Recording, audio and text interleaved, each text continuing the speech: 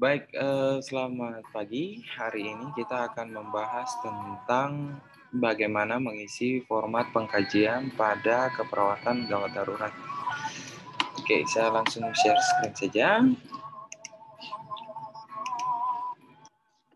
Baik, untuk format pengkajian keperawatan gawat darurat, silakan Anda buka di link deskripsi di bawah. Kemudian Anda buka di halaman 13.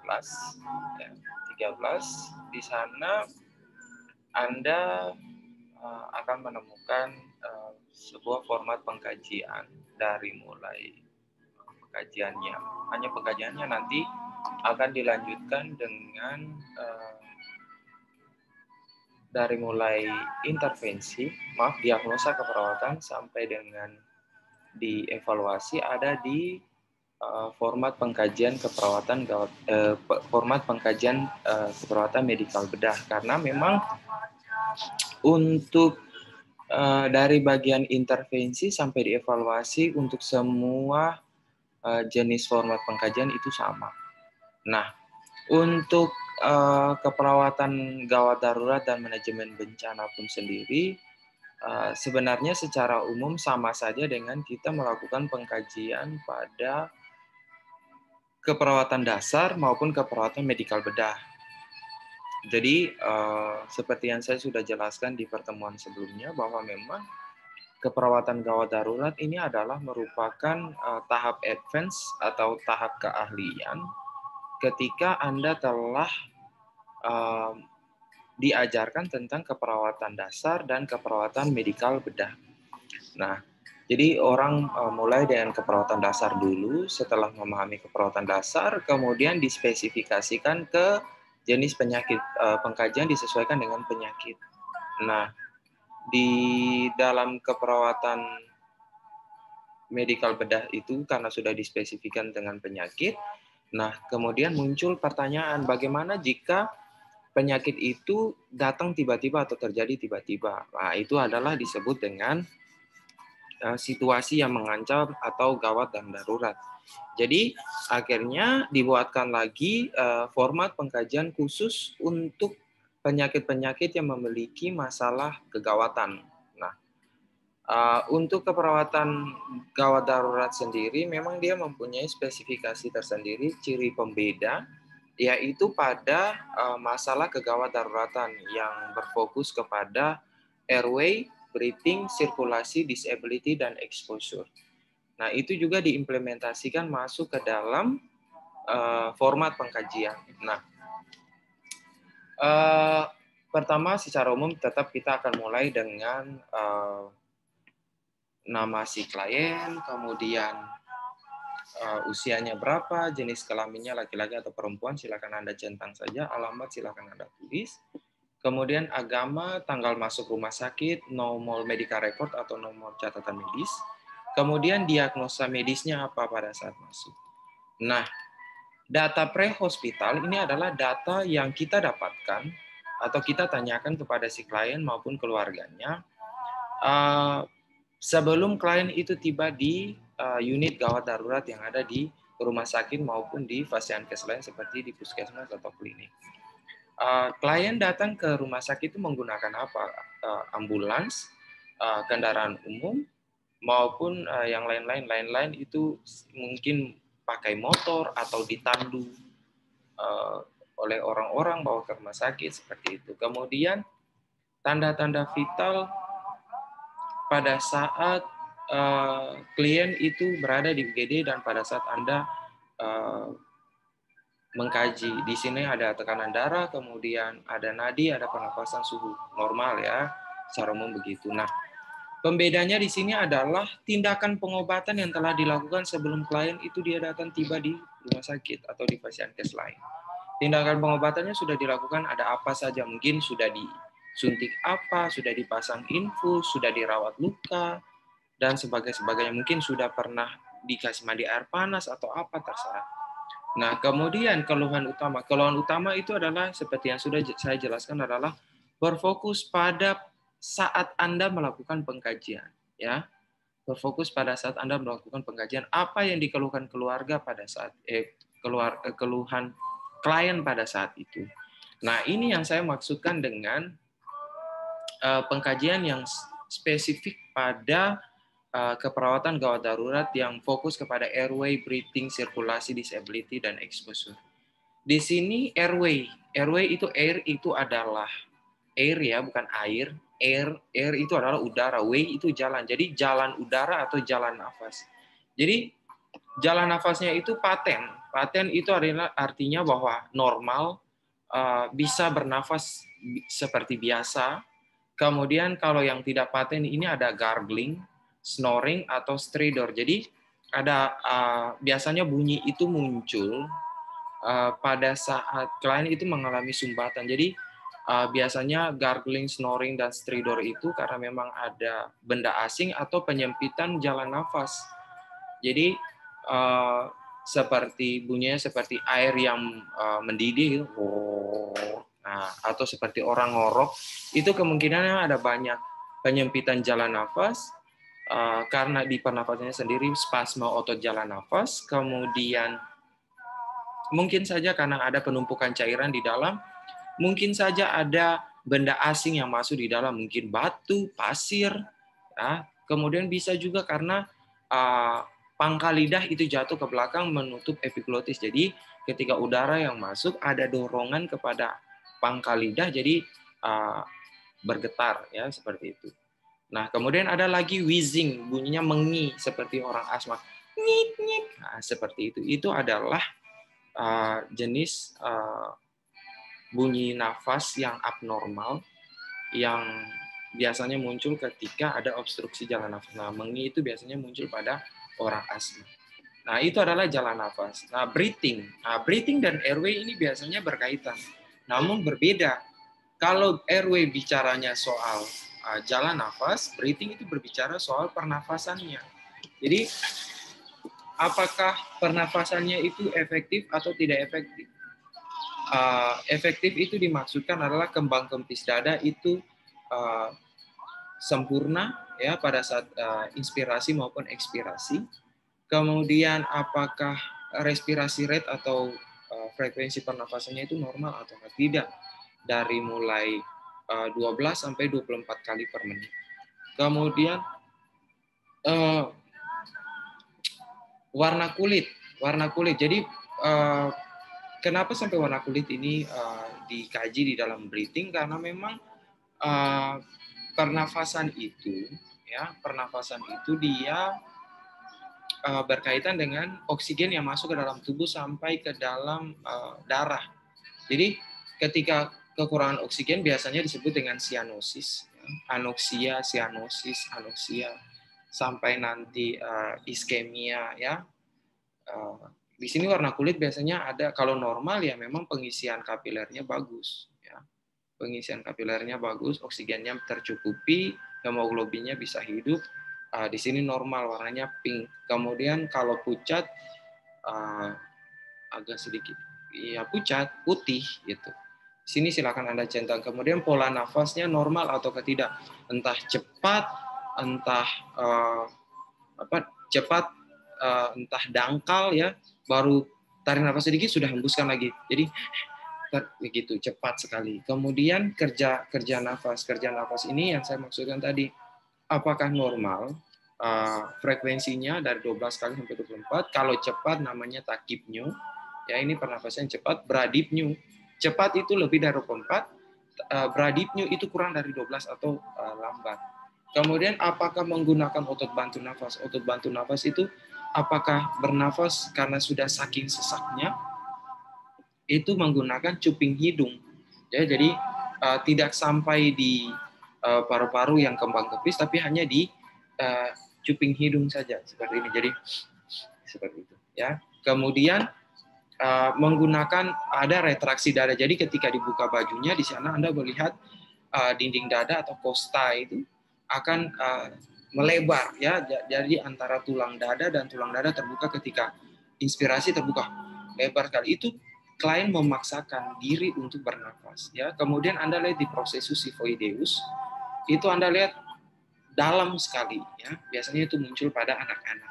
Kemudian suara nafas ada kaitannya dengan airway yang paten dan tidak paten itu.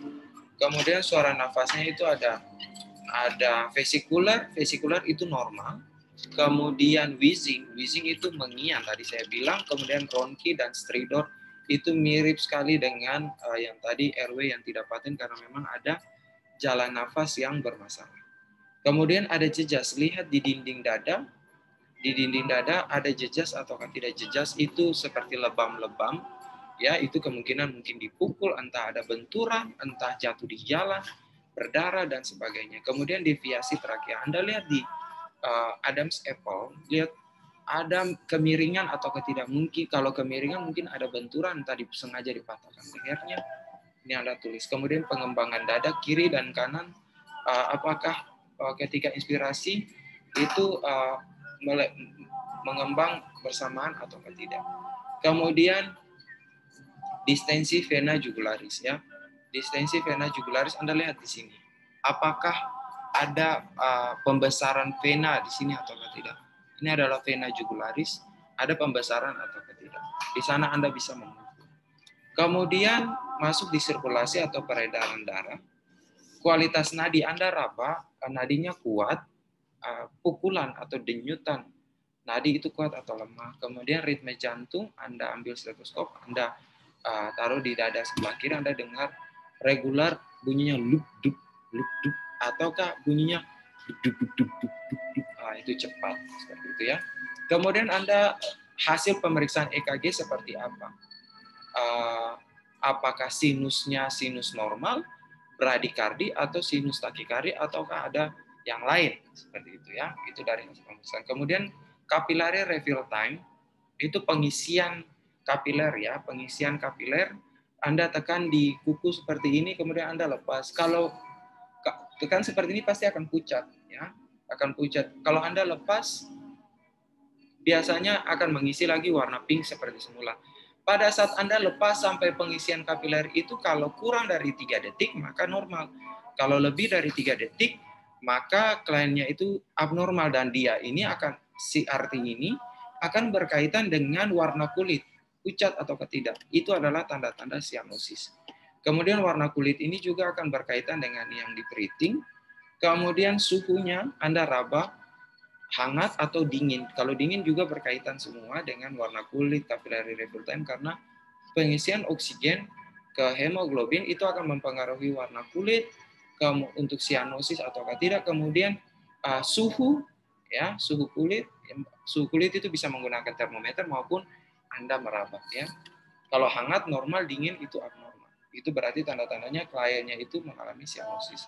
Diaforesis atau keringat, apakah keringat banyak atau tidak? Kalau ya berarti dia nggak normal, kalau tidak ya normal.